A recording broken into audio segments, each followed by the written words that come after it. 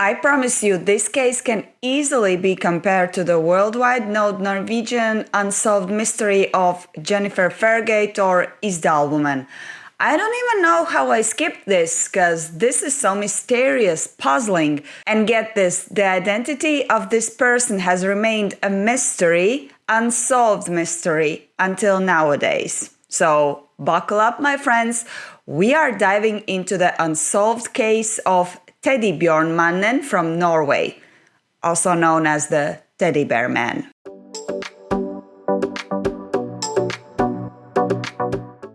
Hello my friends, welcome back to the channel. I know it's been a while and I've been neglecting the topic of true crime mysteries, but that was basically because the algorithm kind of pushed forward more of my UFO stories, and also your feedback was better from the paranormal and UFO stories. But this case, when I read about it, I was like, nope, I have to do it. And who knows, maybe I will start to make again some true crime videos on my channel in addition to existing UFOs and paranormal. It's up for your feedback, it's up for the almighty YouTube algorithm. Now today I am bringing you back again to Norway, to the country where I live now, and this is going to be an unsolved case. So you already know that I have covered some of the most famous Norwegian true crime cases on my channel, like for example the Isdal Woman, or also lesser known Cambo Man. If you haven't seen those, I can link those in the description box. But this one, I don't know why it didn't get enough coverage, because this is so mind-effing. And now let's get into the story. So year 1992, as I said, Norway, and we are moving to a place called Hardangervidda National Park. This national park is the largest in Norway. This mountain plateau offers opportunities to hike both for seasoned hikers and also for recreational hikers. Hardangervidda is a mountain plateau in central southern Norway, approximately 200 kilometers west of Oslo, and with 6,500 square kilometers, it is the largest of its kind in Europe. Much of the plateau is protected as part of Hardangervidda National Park, which covers 3,422 square kilometers, and it's a popular hiking destination during summer months with many hiking trails.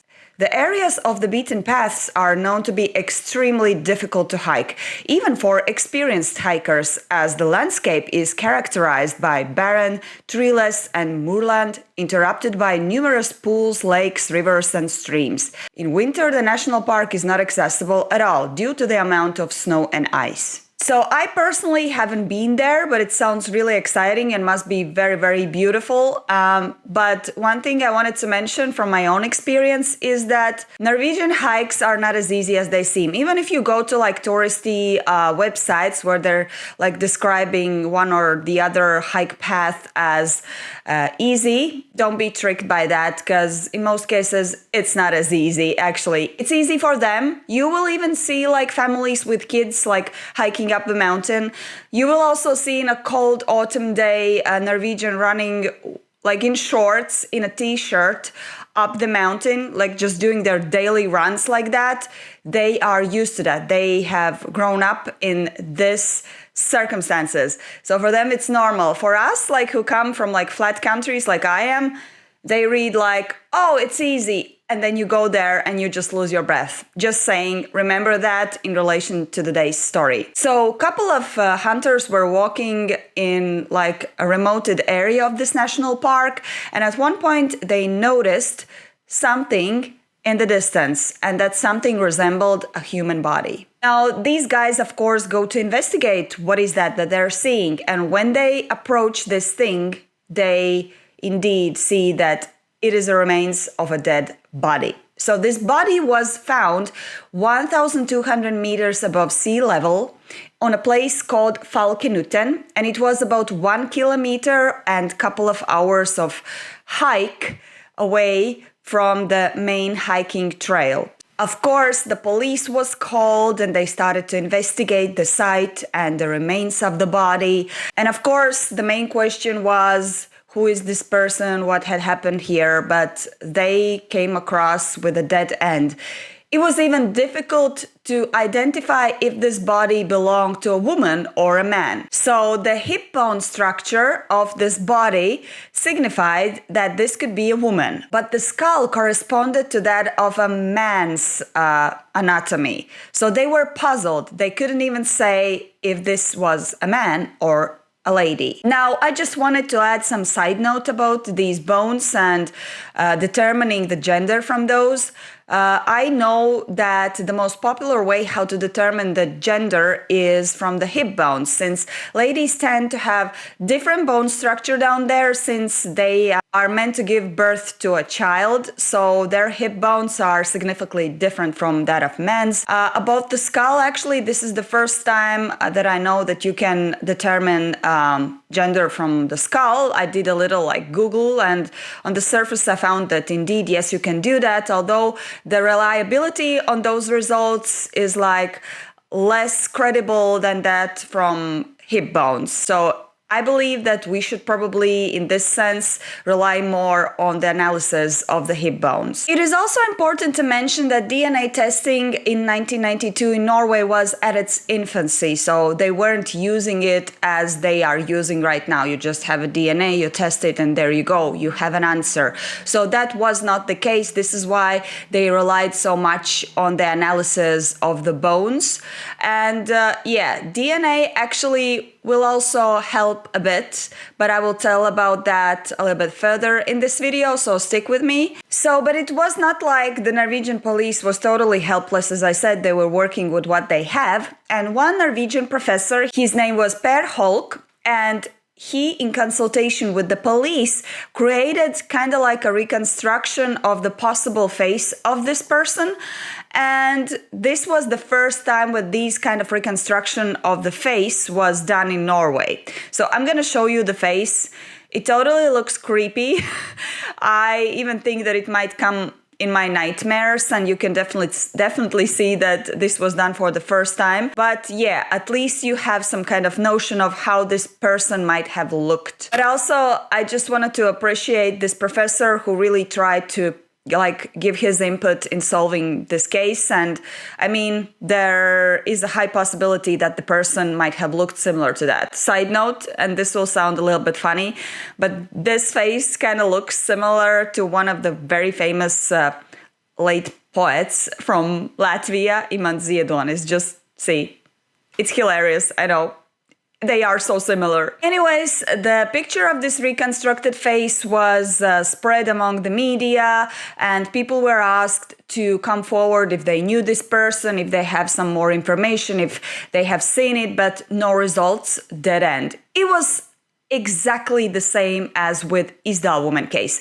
I mean, in that case, they also didn't have an exact picture of her face, so they had a sketch that they were spreading. And you know, with sketches and these like reconstructions, like nowadays you of course can make on the computer perfect reconstruction according to the bones, but in those times it was not possible. So also we should bear in mind that the face might not be the same as in reality. And also, as with Isdal Woman, nobody came forward simply because this person was not Norwegian. I do assume there is a high possibility that this was also the case of this dead body, that this person was not Norwegian, therefore nobody recognized him. What do we actually know about this person? Well, it was assumed that this person was in its late 20s, namely somewhere between 22 up to 27 years old, and very slim. And this conclusion was based on the clothing that was found around the body, so the size was very small. What was very important,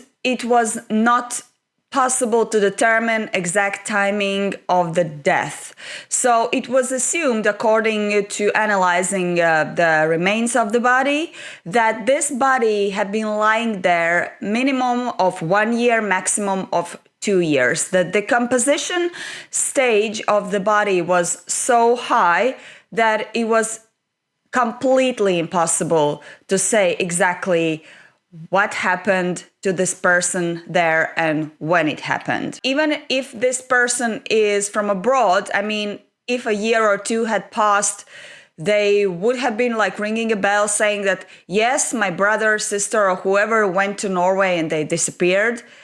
Why nobody is doing that? Of course, autopsy was still done with the remains that they found there. So basically what they had was skull, they had spinal column, they had pelvis and two bones.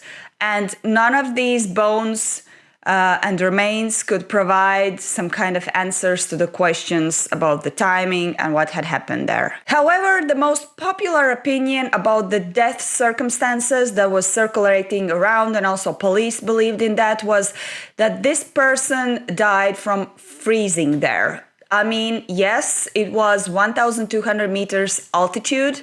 So, and this summer of 1992 was known to be exceptionally cold and with a bad weather. So it's kind of logic. And still, even if we assume that this is what caused the death, it doesn't reply to the other questions that I already asked at the beginning of this video. So let's look at the things that were around the body. And these things, I believe, also raise just additional questions and make this more confusing. So among the things that they found nearby the body was 1,000 kroner, which is a Norwegian currency, and it was in one like paper banknote. And they determined that this specific banknote was circulated in Norway in year 1991. They also found multiple plastic bags with different things. For example, they were still remains of a rye bread, baking powder, and there was also small wine bottles and multiple water bottles, as well as other provisions.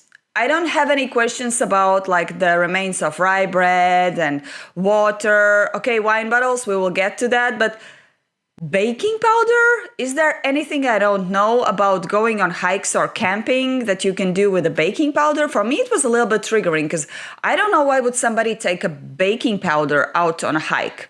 If you know something, let me know in the comments because I'm curious now. The bread, the baking powder, as well as the plastic bags that person had on him, they all had like labels from German brands, or they had like texts like written in German. The bread, in fact, had been imported in Norway, this German bread, since November or December of 1991. So maybe that person purchased this bread in Norway, or maybe they just took it with them when they came to Norway. I don't know. Still, it can notify that this person could be German. So either he preferred to eat German food even in Norway, or as I said, they brought it from Germany to Norway. And I believe that this is a sign that this person might have been German tourist. But I also wanted to point out to the little wine bottles that they found there. This is really suspicious because, in my opinion, if a person goes on a hike, they concentrate on taking enough drinking water because they are doing like high physical activity and they need to stay hydrated during their hike. They don't even bother to have wine or beer or whatever. If they want to drink outside in the nature, they most probably do it on one spot. They like organize a picnic or a barbecue. They just sit and drink. But for me, it's quite odd that a person takes a couple of like little wine bottles with them when going on a hike, especially in the area that's famous for difficult hikes. Secondly, the small wine bottles, in my opinion, might signify that the person indeed is a tourist and they were taking out from a minibar in a hotel.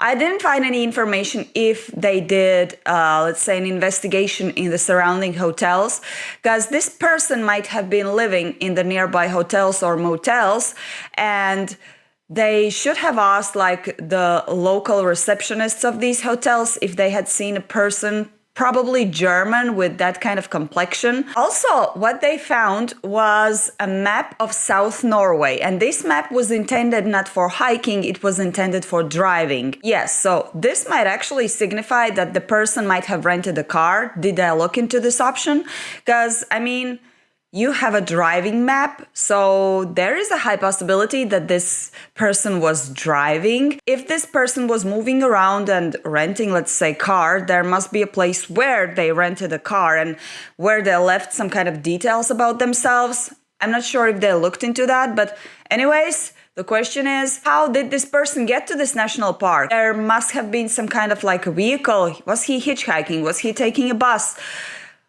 he had to move around somewhere. He had to leave some traces behind. When the police investigated the area where the body was found, they understood that a certain area, like the ground, was kind of changed, and it looked like the person had been trying to make a tent from what they had. It looked like the person had laid down the map and they wanted to use it as like the base layer for their bed.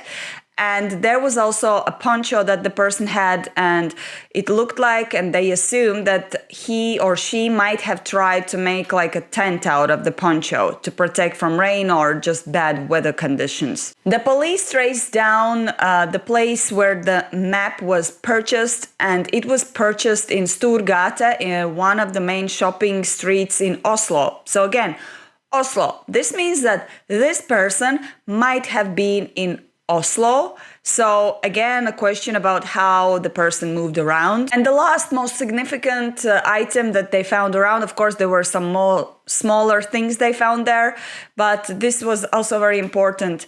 They found a teddy bear nearby the body. And this teddy bear apparently was repaired for many times, and it was a really old teddy bear. From there, the police started to call this person Teddy Bjornmannen, which means a teddy bear man. And honestly, this part about the teddy bear from a person who is just obsessed with stuffed toys, it just a little bit like broke my heart. I know some of you might be asking, why would a grown-up man take a teddy bear with them on a trip or on a hike? They do. Like, even I have one traveling, like, stuffed toy that travels with me wherever I go, apart from the dozens that I have in my home. And believe me, I'm not young, okay? It is normal, especially if that toy means something to you. The fact that the teddy bear was repaired for many times actually signifies that it meant a lot to this person. Maybe it was some kind of like a symbol from the childhood that had something important happening there. Maybe it was something that reminded that person of somebody who is not with them at that moment or even deceased. Imagine a situation where you know that you're most probably going to die, and this old teddy bear with all of these like good memories and things from the past is the last thing that comforts you before your death. It's actually so sad. I mean, we can speculate about the teddy bear a lot, but it's still like, I think, one of the most mysterious things that they found there on this crime scene. And we're not even sure if it was a crime scene. Maybe it was just an accident. Just to add, also around the body, they found a lot of like clothing. And all of the clothing that they found there was intended for male, which also added to the theory that the person was a male. And among those clothes, they found Levi jeans, a brown leather jacket, a pullover from a German brand S. Oliver, and hiking boots. And finally, the rain poncho. Remember that I told you that the person allegedly might have tried to make a shelter from? Yeah, so this poncho was one of those that you can wear and still have a backpack on your back. So those ones are really big. So that would just make sense that they thought that this would be a good material for making a tent. And according to the investigators, the Norwegian police, they somehow figured out that this poncho might have been bought somewhere in Germany, more specifically in Hamburg or Munich. In these things that they found there, they didn't find any like documents or ID that would signify or give a hint on who is this person. And what is also very interesting, they didn't find any like a bag or a backpack, which is essential because this person had some things, and usually when you go on a hike and when you have some food or bottles or whatever, or ponchos, you have a bag or a backpack where you put those things, but the police didn't find any around the body. But there might be an explanation to that. Like the people who live in the area and who know the area very well, they say that there are a lot of wild animals in the national park, and they're big enough to carry away a backpack or some other stuff. And this might also explain why not so many bones were actually left on the site, because the animals might have dragged away also the bones, and this is what is just left from that. And this is a very logic point. I think animals definitely intruded. The police, after investigation, also added to the theory of the person being a very inexperienced hiker. Namely, one of the signs was the water bottles. They found a couple of water bottles, which was not logic, since when you're going on hike, you try to have less baggage with you. So you just usually take one bottle. You don't need unnecessarily weight. The water in Hardangervidda National Park is drinkable. An experienced hiker would know that, and also Norwegian would know that. Immediately we can discard that the person was Norwegian, because all the Norwegians know that the water can be drinkable. Like, even if you don't live there, you know that you can drink it, okay? Like, here, it's very safe to drink water. You would normally take one bottle. All the experienced hikers know that. One bottle that you can refill. Because you know, on your way to the hike, if you drink it like completely empty, you can refill it in the local watersheds. Although the territory is large, during the hiking season, there are many people who hike there, and there was the chance that somebody might have seen this man, or at least seen him entering the national park. The police looked into the possibilities and concluded that the teddy bear man might have used one of the two options of getting into the national park. One option that this person might have done would be to take a train to the Usta station, and then the person might have hiked from there. Although some witnesses did come forward, they were not sure, but they were suggesting that, well, we saw somebody, but they were coming from the opposite direction. And if it is the case, then the person might have taken a bus to take to the national park. Also, they didn't discard the possibility of hitchhiking, but if it was the case of hitchhiking, I assume somebody would have come already forward saying that they took this person in their car and took to the national park. If the person took a train or a bus, it is already a lot complicated, since we know that there is no specific face, and we also do not know a specific time. So for people, it would be more difficult to recall certain moments and if they had seen the person, if you know what I mean. And so the case of Teddy Björnmannen, or Teddy Bear Man, went cold.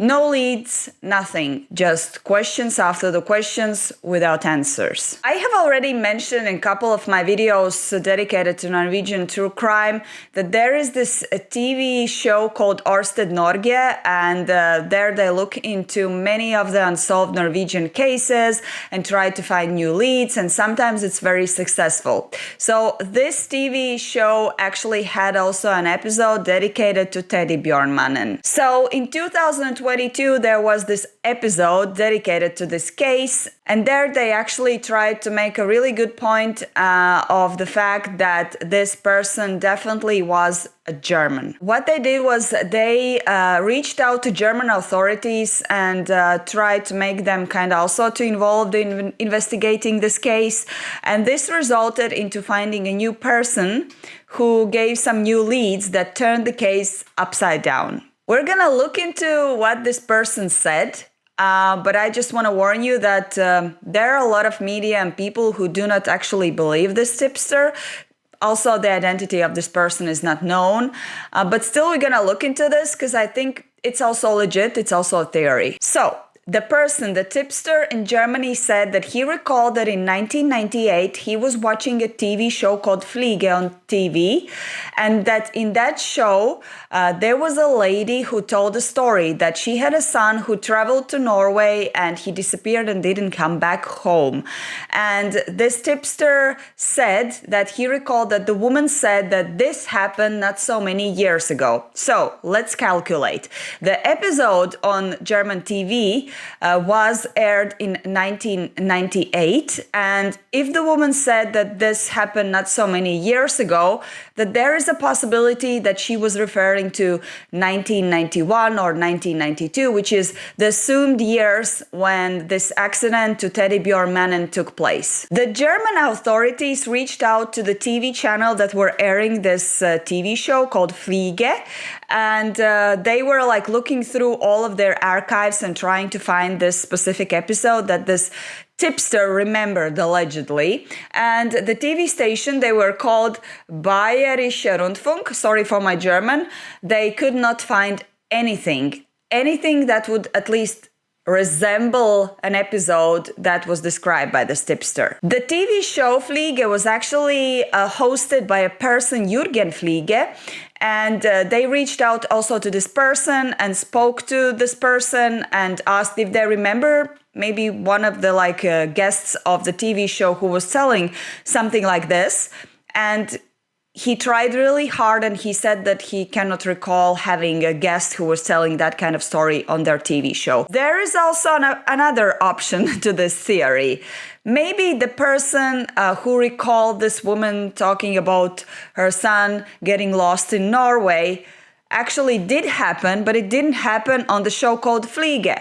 Maybe it happened on some other TV show on German television. It happened quite a long time ago, so there might be some kind of, blank spots in the memory, like remembering the fact that the lady was speaking on a TV show and just confusing the TV show with Fliege. Another reason why so many people do not believe this German tipster that was telling about the TV show is the fact that no actual woman came forward saying that, yes, I was the one who went on a TV show telling the story about my son who got lost in Norway. But then again, if we look at it from another perspective, this woman might not even be alive anymore, since this happened around 30 years ago and we don't know how old was she and what happened to her. I did actually a little digging on the internet, and I found a couple of forums where people are really passionate about Teddy Bjornmannen case, and they are so determined to find the TV show because they believe this TV show actually existed. Because, let's be honest, if this TV show existed, this might be a clue that would lead us somewhere, in this case, in regards to Teddy Bjornmannen and their identity. Some German amateur investigators that I was reading on these forums said that it was definitely a different show where this guy saw this lady speaking about her son getting lost in Norway, because this show Fliege, that they initially thought was the show, actually was aimed towards the older generation, and the topics that were covered on the show were not really into I've lost someone, I'm looking for someone. So this must have been some other TV show that this tipster was referring to. I'm so sorry, guys, but now you're gonna get even more confused. And even I was like that. Although we know that this Fliege TV show episode was not found in the archives of the TV channel, so assuming it doesn't exist, there exists episode related to this Fliege show where a German son is looking for his Norwegian mother. This episode was allegedly aired within the time of 1995 and 1998, and although it was not the daily Fliege show that initially they investigated and looked for in the archives, this was like a quarterly special, and it was a longer, and it had a name, Spurensuche, translation search for clues. So it would make sense that a person would appear in a show and tell the story about somebody that was lost. Now, in this quarterly TV show where they were looking for clues, this German son actually told a very tragic story. He said that he is the son of a Norwegian woman and a German soldier, and both of them were part of Nazis' experiment that was called Lebensborn. Basically, it was a project where they impregnated Norwegian women so that they gave birth to racially valuable kids. So it sounds so gross, but apparently this German son was the result of this project, a result of the love or forced love of this Nazi soldier and Norwegian woman. Allegedly in that show, this German son said that he was separated from his mother, and all of his life he's been trying to track her down, and at one point in his life he actually managed to do that, but this Norwegian woman didn't want to have any kind of relationship relation to him, she didn't want to reach out to him. Maybe the person who said they saw the Flyge TV show about missing son in Norway basically remembered everything correctly, just did not remember correctly who was looking for who. Maybe he saw this episode of German son looking for Norwegian mother, and when he heard about the case, in his mind, the memory put a mother in the studio who was looking for a son. This, in my opinion, would explain why he remembered in details the show, the countries in question, and more or less the topic, which was a missing relative. I also looked into the forums to see what people are thinking about the actual gender of this person, and I also found some wild stuff, and some, to an extent, I can believe. Some suggest that there might actually have been more than one person that they found there, and this is why there is this confusion with women's hips and men's skull. I can even assume that there was a family, there was a man, there was a woman, and there was a kid, and hence this is why they found the teddy bear. That would be very logic. And if we assume that the animals took away most of the flesh and the bones, this actually sounds logic. So maybe there were more than just one person over there. Another crazy story I found is that people are suggesting that this person might be intersex person, meaning they were born with the men's and women's genitals. And this would also explain why there was such a big difference in the way how the bones were structured.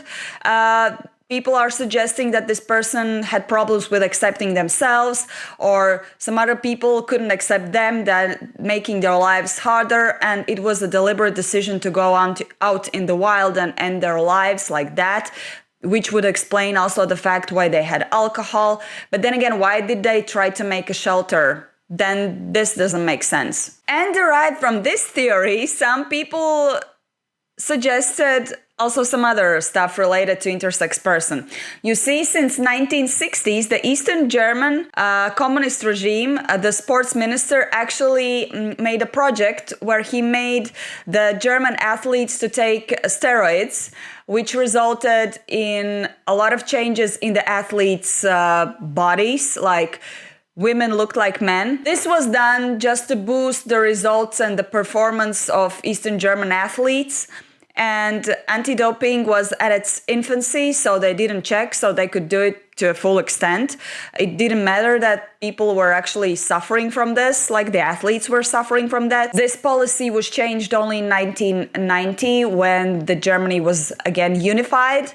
And, well, those people who are pointing out to this fact of the history say that maybe this person was a result of that policy, since it was closed only in 1990. But let's just shut this down with a proper DNA test that was done in the year 2022. And this DNA test nowadays show that the person actually was a male. But then again, if we remember the theory that there were more people, let's say there was a family, then you don't know which DNA actually they tested. So still, you can still find some questions there.